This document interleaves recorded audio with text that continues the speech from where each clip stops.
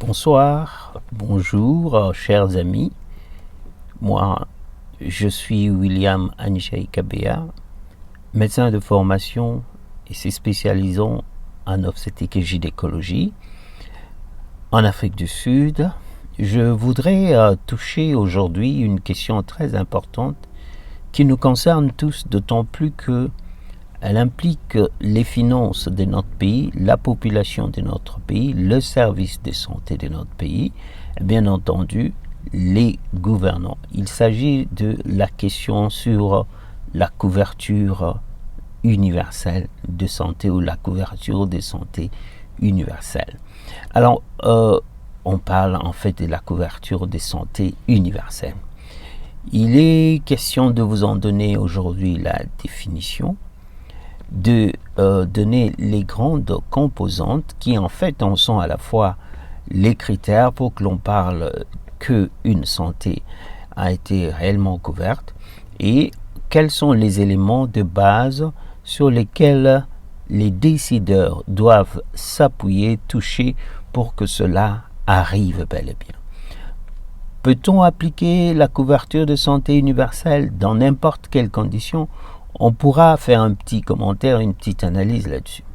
Alors, en termes clairs, lorsqu'on parle de la définition de la couverture de santé universelle, on est en train de penser à une situation où toute personne, tout individu, un membre d'une population, d'une circonscription donnée, que ce soit un poste de santé, que ce soit dans une zone de santé, dans une région de santé, dans un district de santé, dans l'ensemble d'un pays, parce qu'ici, il est d'une question qui a, n'est-ce pas, préoccupé l'Organisation mondiale de la santé et bien entendu l'Organisation des Nations Unies. Il est donc préférable d'en parler sur le plan national.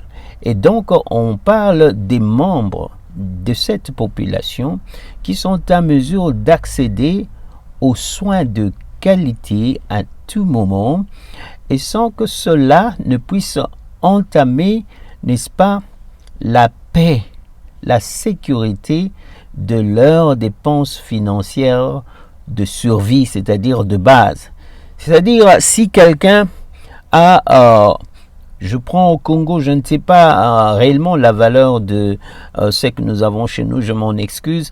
Je devrais en fait rentrer là-dessus au Congo et voir c'est quoi la valeur de notre monnaie par rapport au dollar et c'est que ça vaut sur ce que l'on pourrait appeler le marché ou sur ce qui concerne le panier de ménagères. Eh ben, je pourrais dire si vous avez par exemple mensuellement un salaire de $50 et qu'il vous arrive pour vos soins de santé à dépenser par exemple $25 et que le $25 qui vous reste ne vous permette pas, n'est-ce pas, de vous acheter à manger parce qu'il vous faudra peut-être $10 pour la farine, 10 autres dollars pour je dirais les condiments et puis il vous restera probablement $5 pour acheter peut-être le sel, la tomate et le macala.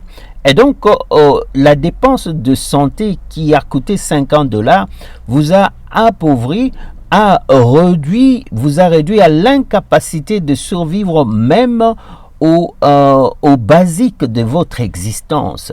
Vous n'êtes plus en mesure en ce moment-là d'être dit quelqu'un qui a été couvert universellement ou par la santé ou bien qui a été tout simplement couvert par la santé universellement. Alors, c'est dans cette situation-là où on ne parlera pas d'une couverture de santé universelle, mais l'on en parle si toute personne est en mesure d'accéder à tout soin de qualité concernant la maladie ou le problème de santé qui est le sien, sans que cela ne l'introduise dans l'incapacité de subvenir à ses, n'est-ce pas, à ses besoins de base.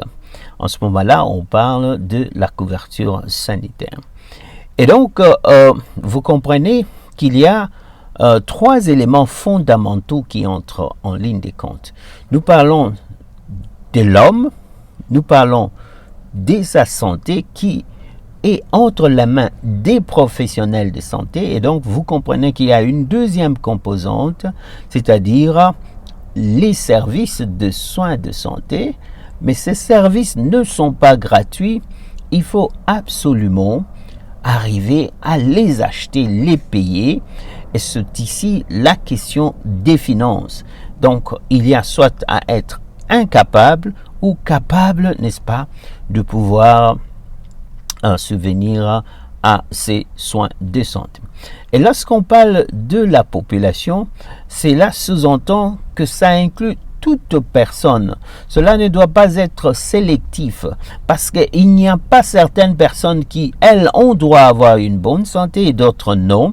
C'est tout le monde, c'est complètement comme le droit à la vie, le droit à n'est-ce pas, jouir, n'est-ce pas, de manger, de jouer, tout ce qu'il y a comme les besoins primaires, les besoins ludiques sont, n'est-ce pas, font partie de droits élémentaires de l'homme. Et c'est ainsi que la santé qui est en réalité l'élément moteur qui nous donne cette vie, cette capacité à produire, n'est-ce pas? Vous allez comprendre plus tard que lorsqu'on a des populations malades, ce sont des populations qui ne seront pas en mesure, n'est-ce pas, de produire. Parce que déjà, il y a deux éléments, deux facteurs qui vont décourager le développement dans ce cadre. Ce sont les dépenses liées à la santé et puis les personnes qui sont improductives parce que malades. Sur leur temps de travail, on va découvrir que le temps est très réduit. Et donc, lorsque la santé, ce droit élémentaire qui est, n'est-ce pas, inné à toute personne qui vit, n'est pas assuré, lorsque elle n'est pas couverte, eh ben, on peut entrer dans des cas de sous-développement. C'est ici le point capital pour dire que vous soyez président de la République, médecin, enfant, jeune, vieille, femme, etc., nous avons tous droit à la santé. C'est pourquoi on dit quelque part, la santé n'a pas de prix, elle vaut pour tout le monde. S'il faut l'acheter à plus cher pour que le président de la République vive, il doit en être autant pour un cultivateur ou bien un chômeur qui ne fait absolument rien et il faut lui assurer sa santé, n'est-ce pas, avec les mêmes moyens, la même qualité de soins. C'est donc un élément majeur que nous allons énoncer plus tard, l'équité, l'égalité devant, n'est-ce pas, l'accès qualitatif aux soins de santé pour et par tous. Alors, là, je parlais en fait de la population qui doit être couverte. Et lorsque la population est couverte, on va faire cela de manière progressive. Cela peut commencer par quelques-uns, et puis on va de quelques-uns à plusieurs, et puis de plusieurs à tous. Et puis finalement, ça devient quelque chose d'universel, c'est-à-dire chacun sans exclusion, tout le monde est inclus. Là, ça devient universel. Donc, la façon de gagner la santé ou la couverture de santé peut commencer de manière progressive. Mais il y aura bien entendu certaines conditions élémentaires qu'il faut remplir. Nous allons toucher à cela quelques temps plus tard. Maintenant, en dehors de la population, nous devons aussi parler maintenant des services qui sont ou qui doivent être couverts. Comme nous l'avions dit, il y a trois composantes: la population, par laquelle vous devez aller progressivement, de quelques-uns à plusieurs, et puis vous allez de plusieurs à tous, et puis c'est-à-dire de manière indifférenciée, tout le monde, de manière universelle, peut finalement accéder à ces soins. Alors maintenant, tous les services doivent être couverts. De quel service est-il question? Des services basiques, lorsqu'il est question que quelqu'un arrive dans votre centre de santé, il a des maladies qui probablement ne demandent que une petite goutte épaisse, et puis vous avez posé le diagnostic, et puis vous allez donner la quinine, ou bien tout simplement par la clinique, comme la malaria est une épidémie chez nous, en fait une pandémie, elle vit avec nous pendant longtemps, une endémie allais-je dire, pardon, et donc vous comprenez que il est important que chacun puisse accéder à ce service de base-là sans problème. Donc, il y a d'abord l'accès au service de base par tous, sans problème, sans délai, sans beaucoup de gymnastique et en peu de temps, en temps record, en temps utile pour que la situation ne se complique pas. C'est-à-dire qu'on doit arriver pour tous à prévenir les complications, à donner la santé dans toutes ces quatre grandes parties, dans la partie promotion, partie prévention primaire, secondaire et tertiaire. Et là, les gens qui comprennent la santé publique savent de quoi je parle lorsque je fais allusion à la prévention primaire, secondaire et tertiaire. Nous pouvons en parler si nous avons l'opportunité, mais c'est une question que vous pouvez, n'est-ce pas, aller dans le Google et vous allez découvrir ce quoi. Alors, c'est ici l'importance de dire que en dehors de ce qui est basique, il faudrait aussi, lorsque une patiente vient avec une éclampsie, c'est-à-dire en train de faire des convulsions pendant sa grossesse et que ces convulsions n'est pas trait à une autre maladie qui peut être liée, n'est-ce pas, à une maladie neurologique, à une maladie vasculaire, à une maladie métabolique, à une maladie électrolytique, à une maladie endocrinienne, à une maladie traumatique. Bref, il peut y avoir beaucoup d'autres causes qui peuvent entraîner la femme à convulser et il faudrait être en mesure, si par exemple c'est l'éclampsie, et si par-delà tout cette femme a aussi une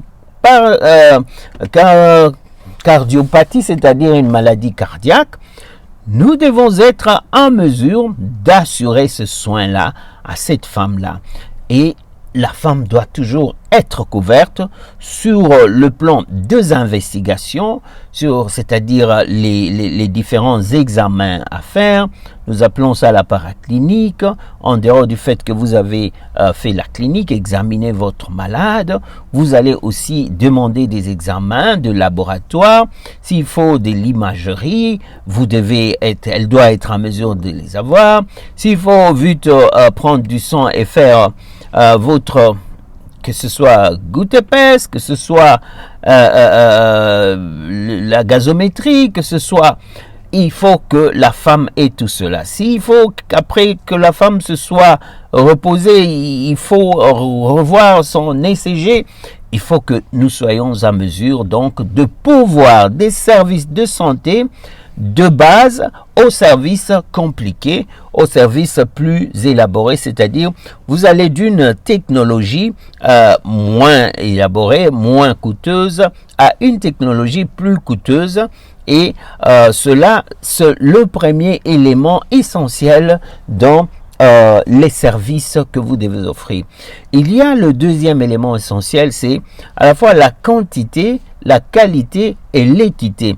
Il ne faudrait pas que, puisque cette patiente a besoin de beaucoup de choses, que vous ne soyez qu'en mesure de l'aider sur le plan de la malaria, mais vous ne pouviez pas avoir des médicaments comme le sulfate de magnésium à l'injecter pour stopper ces convulsions. Ça ne va pas se comprendre.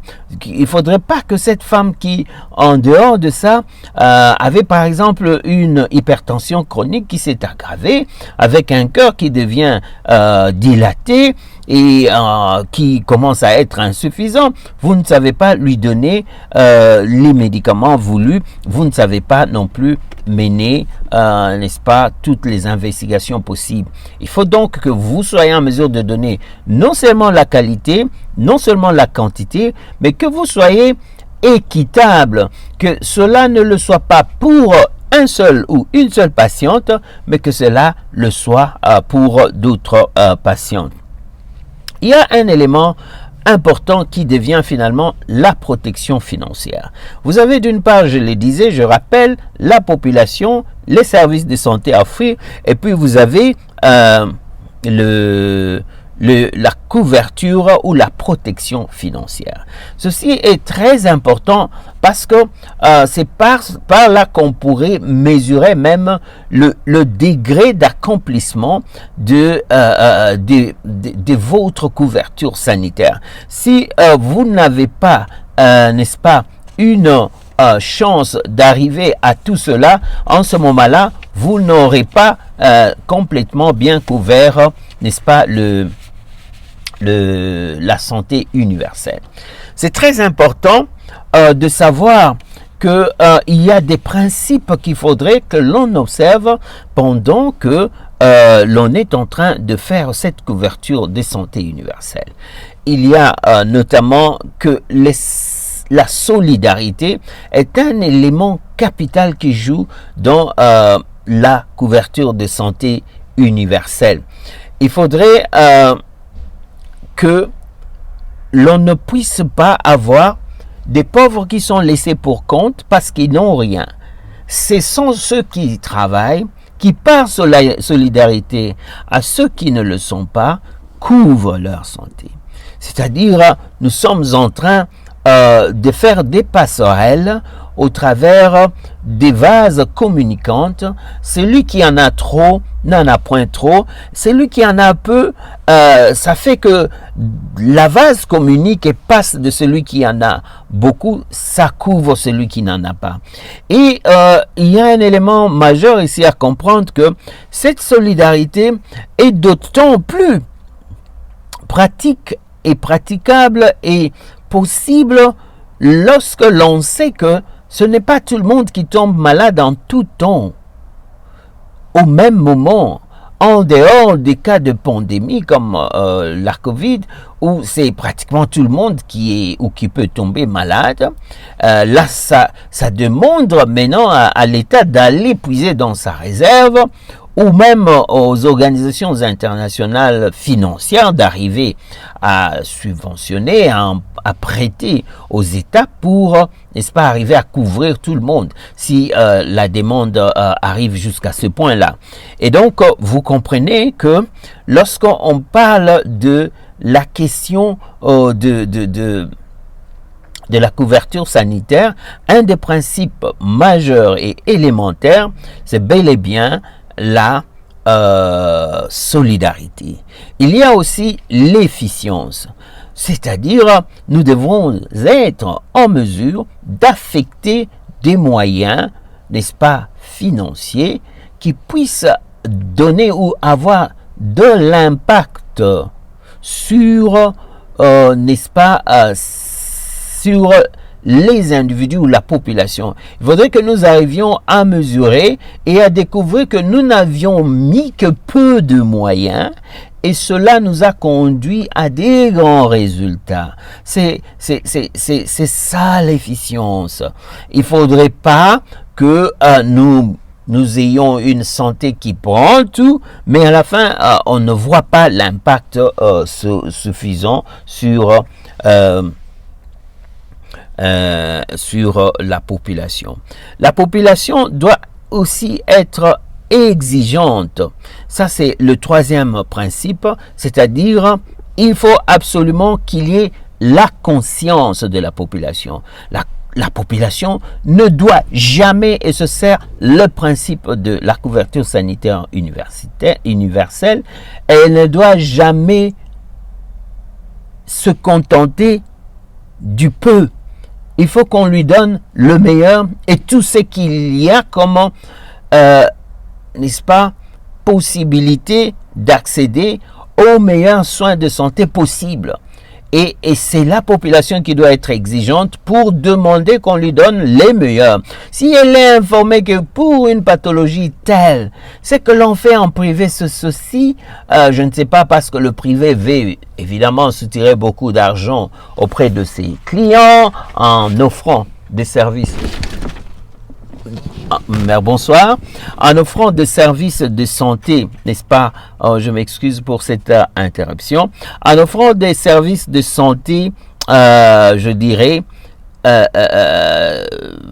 on doit dire compétitifs, c'est-à-dire des services qui ne sont pas, je dirais, égalables, qui sont au-delà de ce que quelqu'un pouvait dire, voilà, c'est à quoi moi je t'ai limité, mais voilà, c'est qu'on m'offre, c'est au-delà de plus du 100% que je pouvais donner. Donc, la population doit être consciente, elle ne doit pas être sans conscience pour exiger les services le meilleur.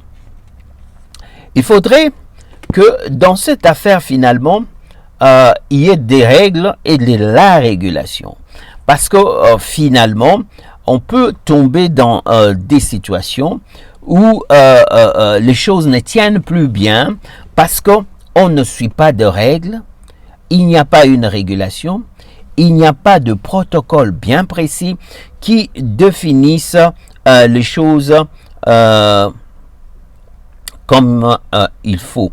Alors, si vous avez l'efficience, la solidarité, la conscience de la population, si vous avez les règles et les régulations, la loi qui sont bien édictées, soyez-en sûrs que vous allez absolument arriver à obtenir une couverture de santé universelle bien pensée et bien réfléchie.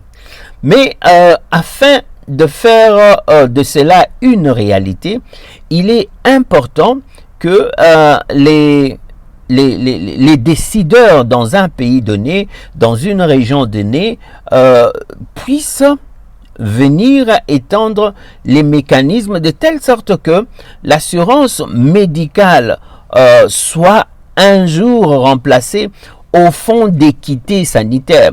Il y a une nuance entre quelqu'un qui contribue, n'est-ce pas, à obtenir lorsqu'il sera malade, n'est-ce pas, il paye l'assurance pour que le jour où lui, sa femme, ses enfants, toute personne qui l'aurait couverte soit est malade, soit ainsi à mesure d'être prise en charge par les services de santé. C'est un peu différent que lorsqu'on parle de des fonds d'équité sanitaire.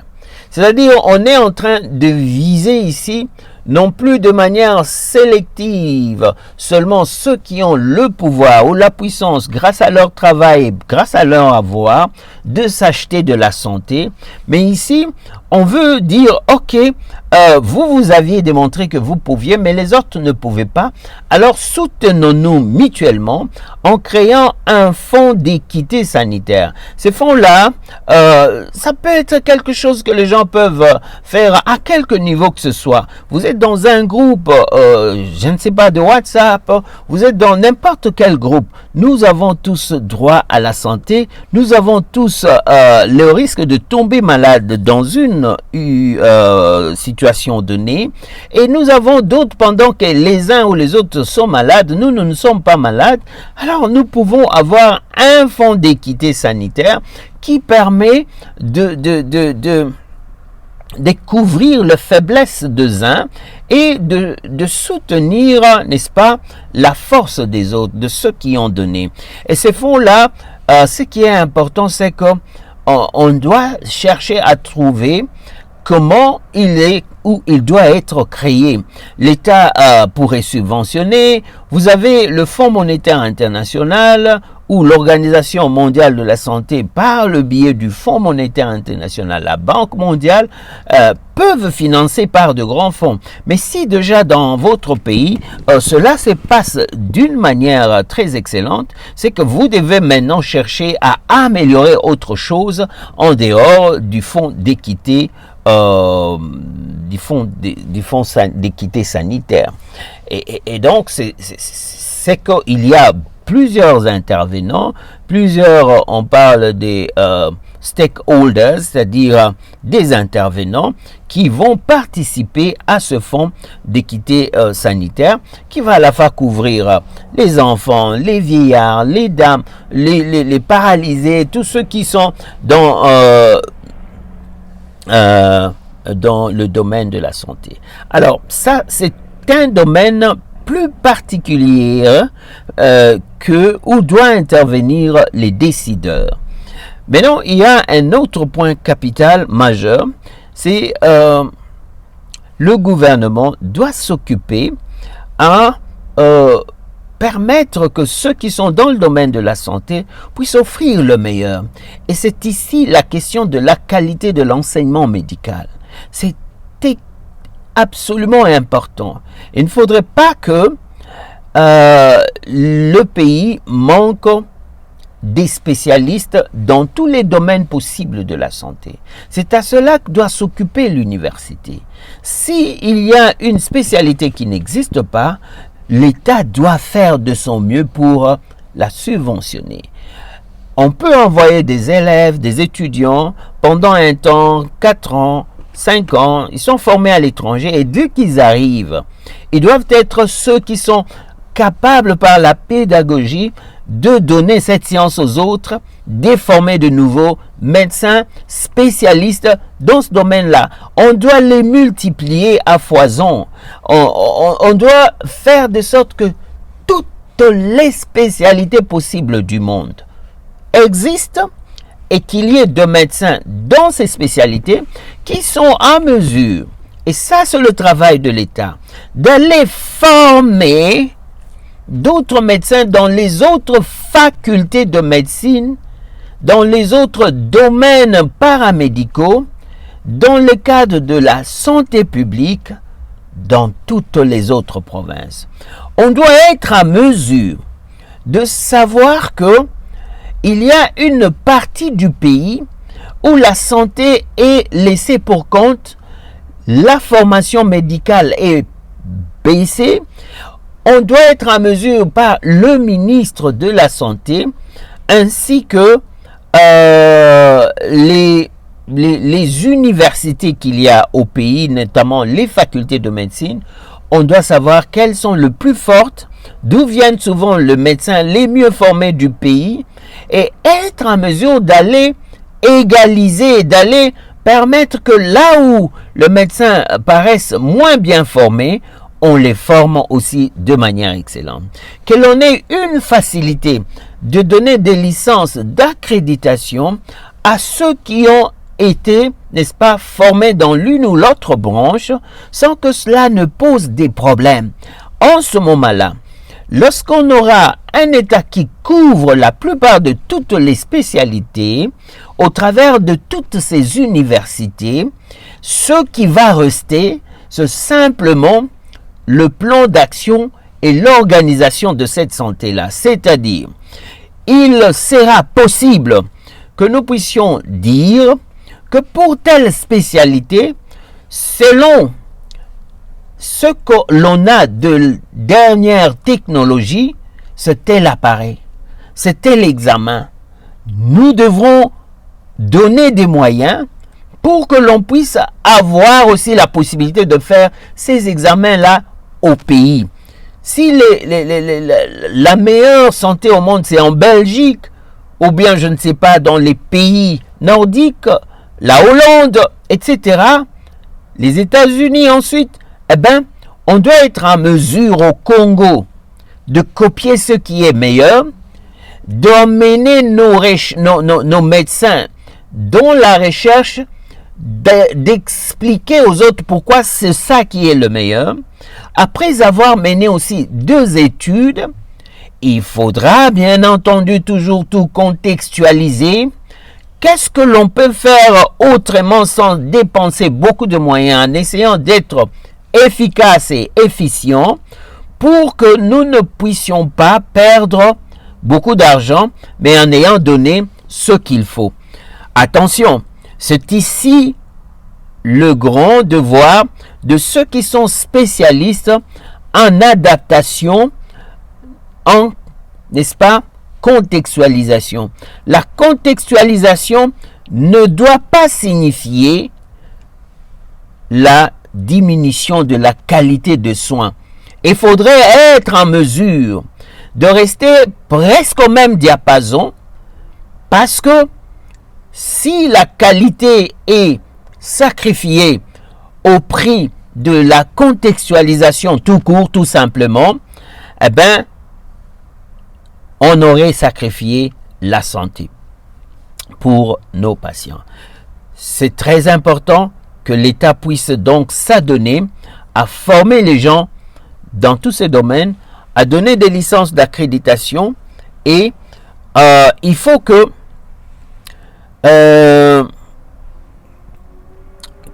l'État puisse faire de sorte que les services d'assurance, c'est quelque chose qui n'est pas très vécu au Congo, parce qu'il y a trop peu des services d'assurance. Dans des pays comme l'Afrique du Sud, où presque tout celui qui travaille cherche à être dans une maison d'assurance médicale, eh bien, on devra arriver à trouver un moyen pour que l'on puisse réduire les dépenses, parce que il faut comprendre que ces services-là d'assurance souvent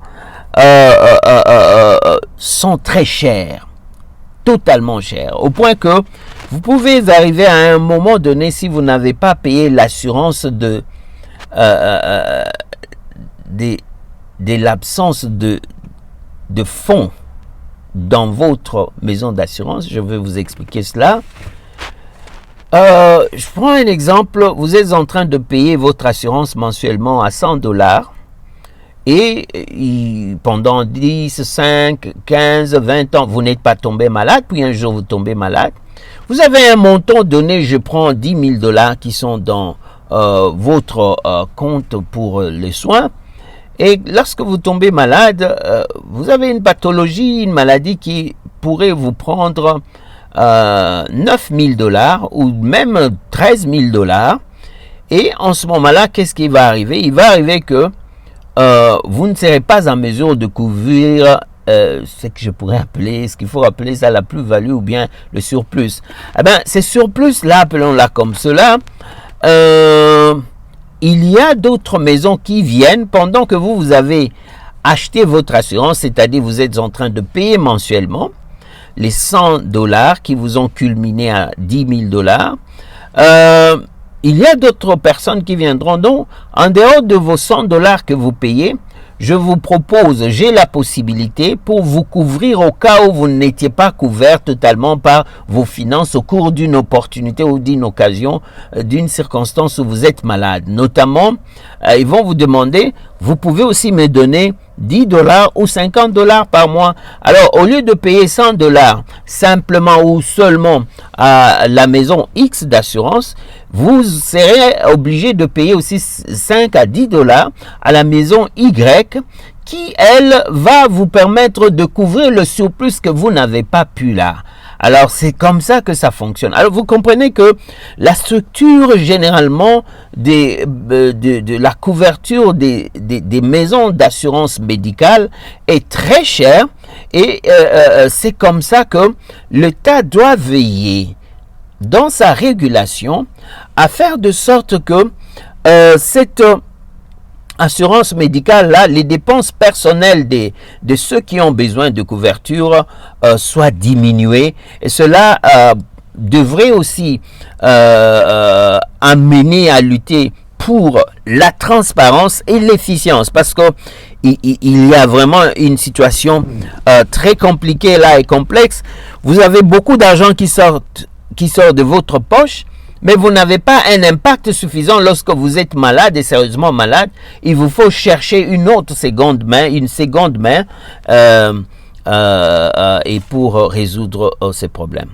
Et c'est ça donc la situation. Alors, pour conclure, il faudra dire que c'est très important parce que pour l'Organisation mondiale de la santé, en son point, l'on dit toujours point CB, des 17, parce qu'il y a 17 objectifs essentiels de l'Organisation des Nations Unies sur les développements durables d'ici l'année 2030. Et c'est là que les objectifs ont été fixés. Et cela s'était fait en 2017, puis en 2015, puis en 2017, cela avait été revu. Malheureusement, la Covid avait tout troublé en 2019-20 et 20. Et ce qui est important à dire ici, c'est que cet objectif de 2015 à 2030, c'était sur 15 ans, pratiquement presque une génération. C'est au moins pendant ce temps-là que l'on peut, dans un pays donné, arriver à obtenir une couverture sanitaire universelle, efficace et efficiente pour l'ensemble d'une population donnée. Et donc, il est important toujours de commencer cela très tôt et de le bien commencer. Ici, il est absolument indispensable que nous disions un mot très important sur ce qui se passe en République démocratique du Congo. Il n'est pas mauvais de dire que la RDC a choisi un point donné qui est la maternité gratuite. Et ici, je tiens d'abord à informer tout le monde que la couverture sanitaire universelle n'est pas l'apanage de la République démocratique du Congo, ni une idée géniale venue de la tête du président de la République démocratique du Congo. C'est une question globale qui, comme je venais de vous le dire, avait été définie par l'Organisation des Nations Unies pour atteindre les développements durables. Il y a 17 objectifs et dans ces objectifs, l'objectif le plus particulier, c'est l'objectif C3. Je vais essayer de chercher ce qu'il dit. En fait, ces objectifs-là, il y a un qui est très important, qui se lie surtout et uniquement à la santé parmi les 17 objectifs. Je suis en train de chercher ça dans mon iPad des développements durables. Ces 17 objectifs-là, le troisième, il est le plus essentiel, qui parle, n'est-ce pas, je suis en train de le trouver, je voudrais vous le lire pour que vous sachiez les 17 objectifs de développement durable. Voilà. Le premier objectif des développements durables qui avait été défini au cœur de l'agenda de 2030 par l'Organisation des Nations Unies, c'est 1. Pas de pauvreté sur la planète Terre. 2. Faim zéro. C'est-à-dire, il faudrait que tout le monde arrive à manger. D'ici 2030, on ne devrait pas avoir la faim sur la Terre. Le troisième qui est le plus important, c'est la bonne santé et le bien-être. Je vous montre ça. Je vous rapproche ça de la caméra, le troisième objectif, vous le voyez. Et donc, le quatrième objectif, en fait, dans ce troisième objectif de bonne santé et bien-être, l'on dit exactement quoi? Qu'il faudrait arriver à donner aux individus les moyens de vivre une vie saine et promouvoir le bien-être à tous les âges.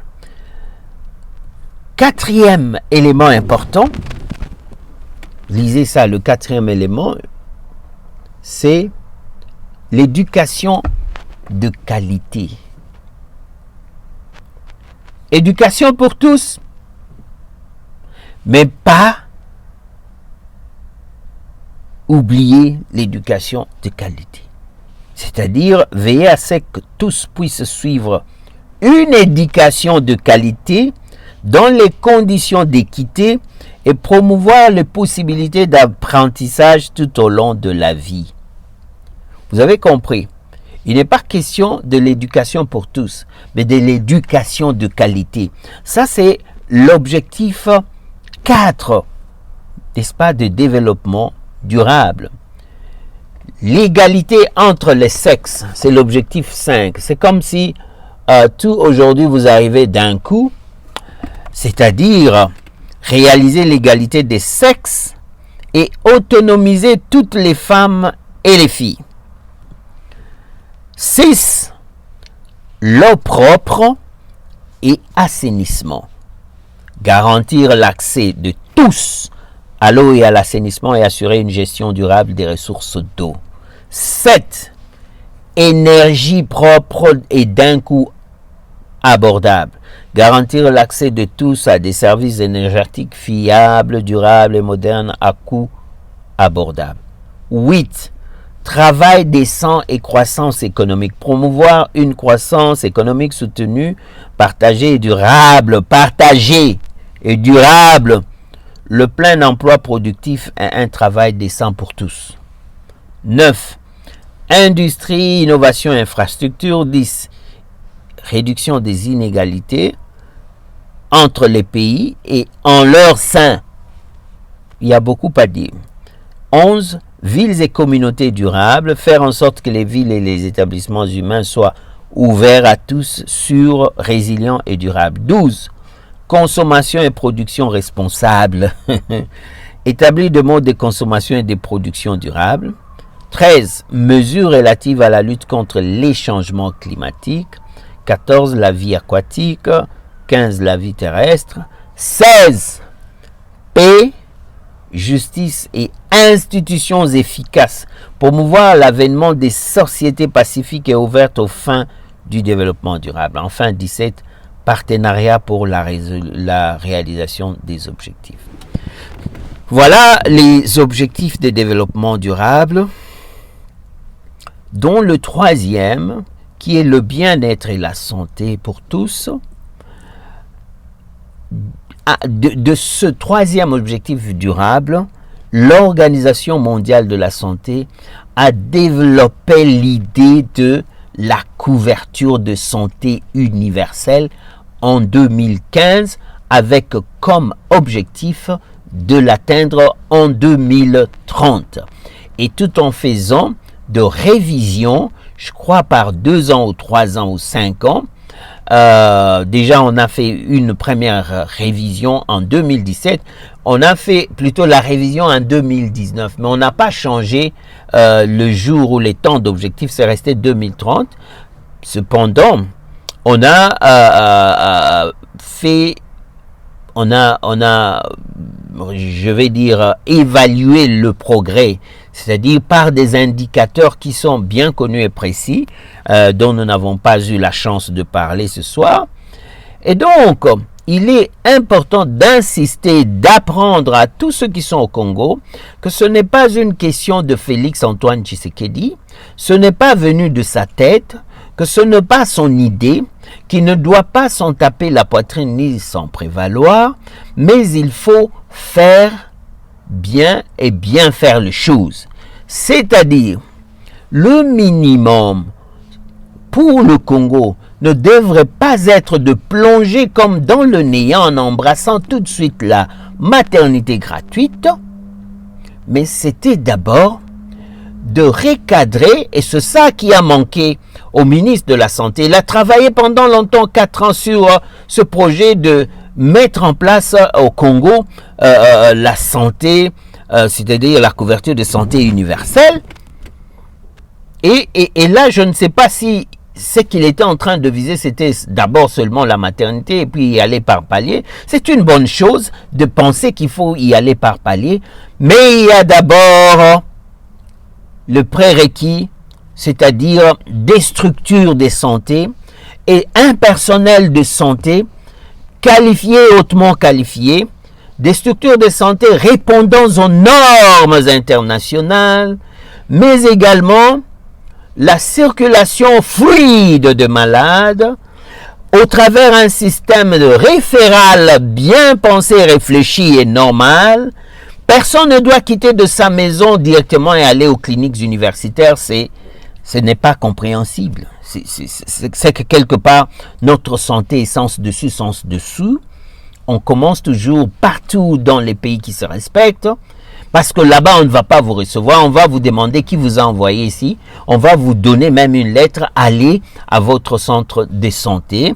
Puis vous allez monter à l'échelon supérieur parce qu'à chaque niveau de santé, il y a des soins appropriés et un personnel qualifié ainsi que des investigations plus poussées pendant que vous montez, j'allais dire, de votre centre de santé, de votre zone de santé, votre district de santé qui est ici, je dirais, le deuxième niveau. Puis vous avez le troisième niveau qui est le niveau provincial. Et vous avez un autre troisième niveau qui est les niveaux académiques ou les derniers niveaux de santé, c'est-à-dire cliniques universitaires. Partout où il y a une faculté de médecine, il doit y avoir un hôpital équivalent qui est en fait le sommet et qui a tout. C'est-à-dire toutes les spécialités, toutes les investigations possibles et tout ce qu'on peut appeler comme spécialiste de différents domaines. Voilà comment on devrait agir dans ce pays appelé le Congo. Si j'étais ministre de Santé aujourd'hui, c'est cet ordre-là qu'il faudra absolument établir et détordre le désordre qui règne dans le domaine de la santé.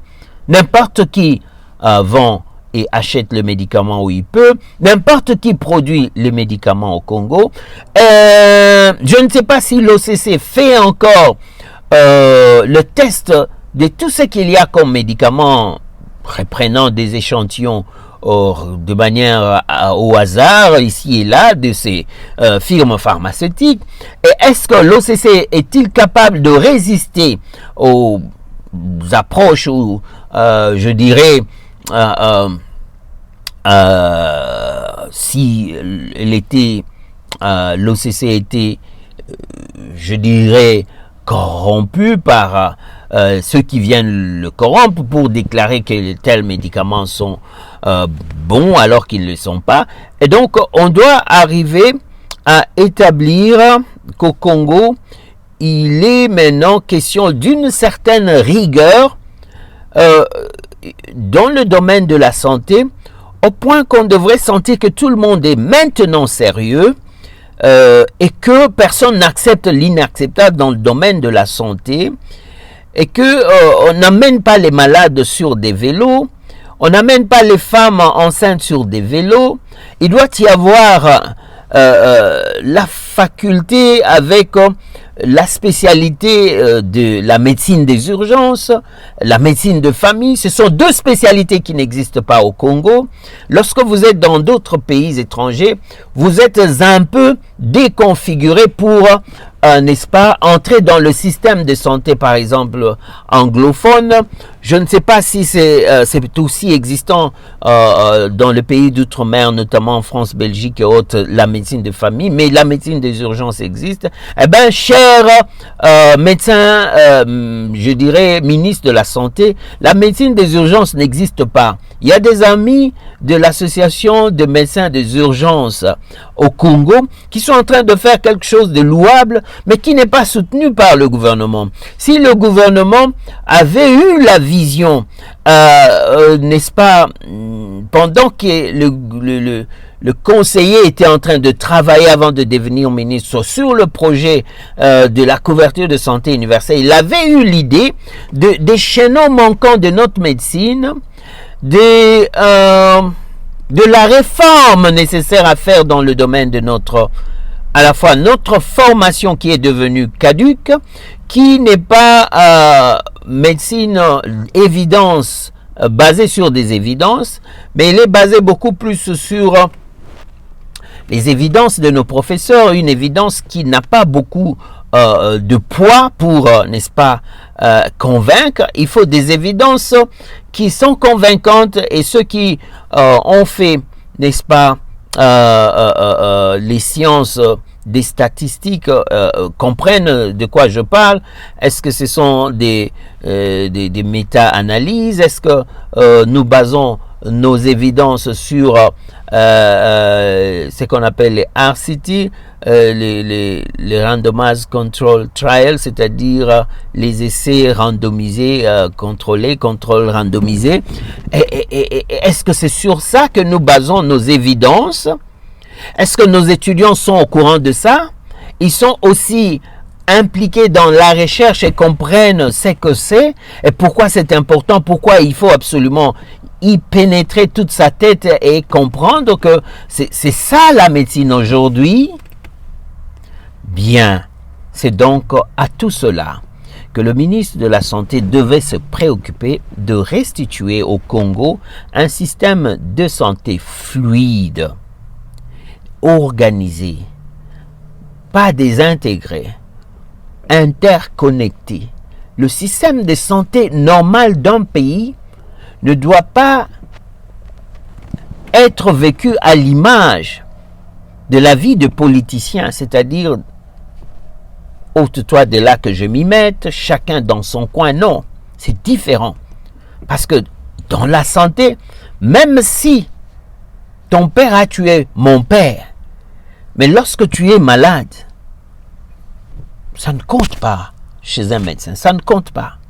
Je dois, par le serment d'Hippocrate, vous donnez les soins voulus et vous sortez rassuré que je n'ai pas demandé que l'on vous fasse l'euthanasie, que l'on stoppe un monitoring qui était important pour vous, que je n'ai pas causé, etc. Ça n'existe pas en médecine. C'est pourquoi l'ensemble du système médical doit être cohérent et interconnecté.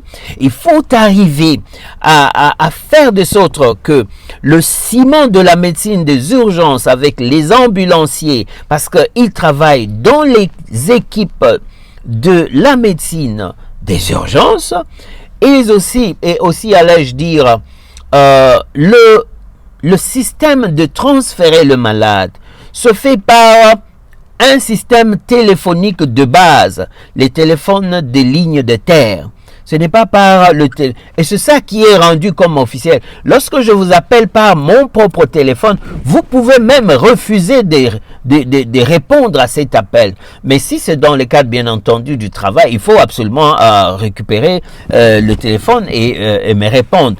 Mais si je vous ai appelé par le téléphone de ligne, d'un hôpital à un autre, d'un centre de santé à un hôpital supérieur qui doit transférer un malade, parce que c'est comme cela, et uniquement par cette voie-là que le transfert de malade se fait. C'est par appel téléphonique. Il faut que le réseau téléphonique soit développé pour que cela puisse réussir. Voilà là où il fallait pour notre santé, travailler en collaboration, le ministère de la Santé, celui de la télécommunication et celui de transport, je ne sais pas lequel encore, on devait former une équipe pour développer la santé au Congo comme il fallait. C'est là qu'il fallait verser ces 200 millions que l'on a dit qu'on versait, n'est-ce pas, au Congo pour que la couverture sanitaire universelle ait lieu.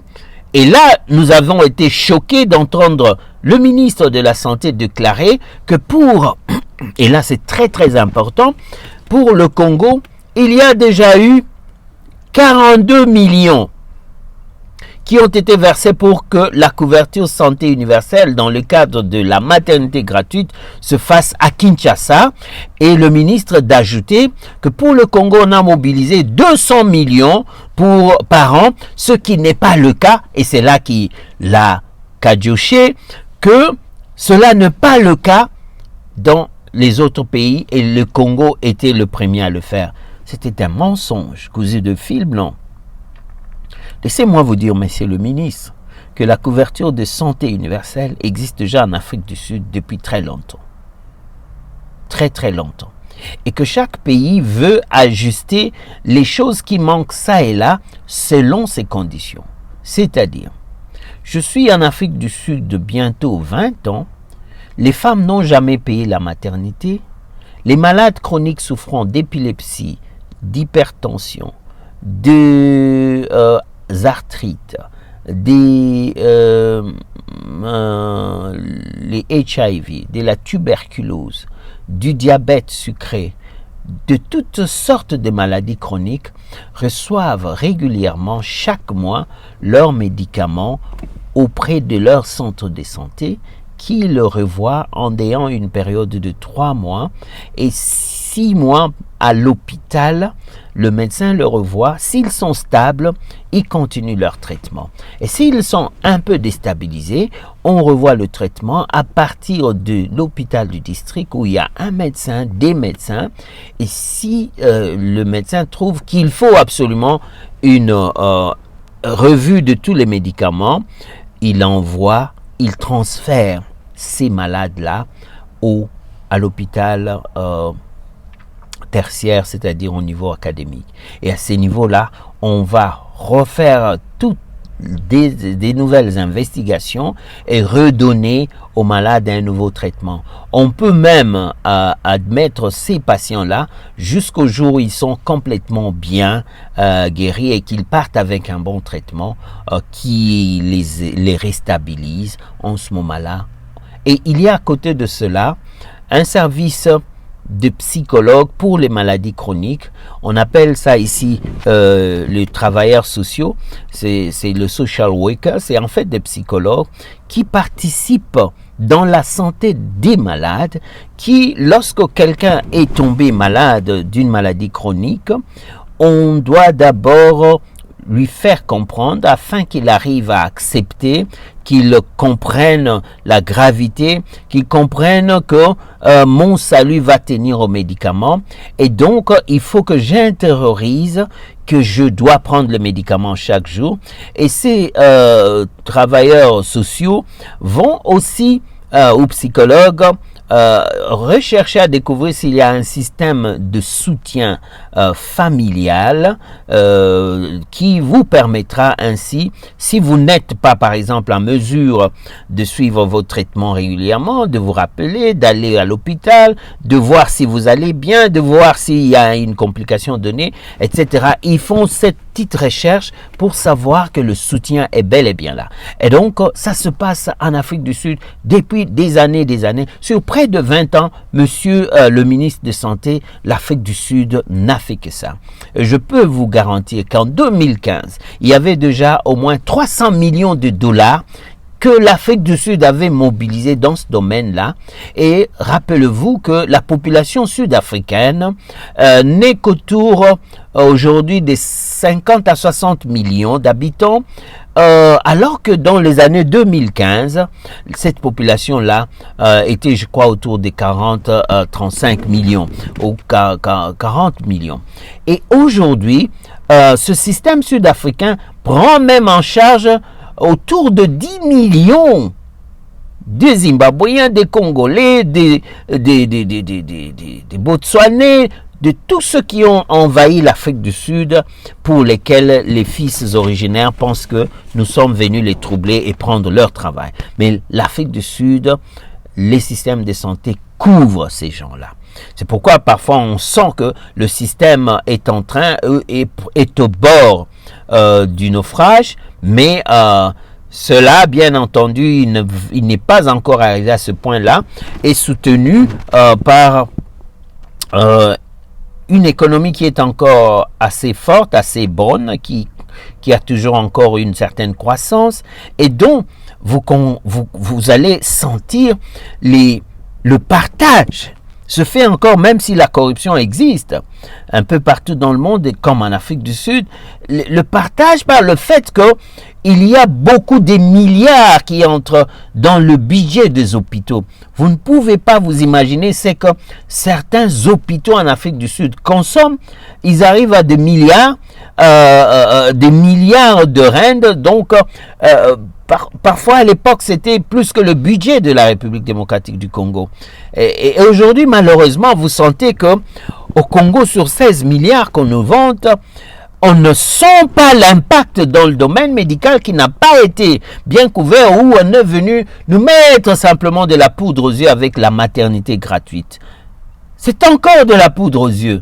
C'est encore quelque chose qui ne reflète pas véritablement une affectation intelligente, une affectation des finances pour le développement intégral et structuré de notre ou de nos populations. C'est ça qui manque. Vous sentez que c'est comme si on avait vu juste des trous qu'on vient là, on essaie de mettre de patch partout sur des trous. Non, il faut carrément détruire tous les murs. S'il faut réformer le système de santé au Congo, il faut le réformer et le baser sur des systèmes de santé qui fonctionnent normalement et de manière claire. Si vous pouviez mobiliser 200 millions et que vous êtes sûr que vous allez de manière durable faire, n'est-ce pas, progresser cela, mais vous pouvez alors, je crois, vous mettre pendant 2 ans à réfléchir comment il faut remettre le système de santé congolais sur le rail. Tout ce qu'on a eu là comme des ateliers de travaux, je ne sais pas, sur la faculté de médecine avec le ministre Mwindo Zangi, toutes ces choses-là, moi je trouve que elles n'ont été encore que de la poudre aux yeux, parce que il y a un travail profond à faire.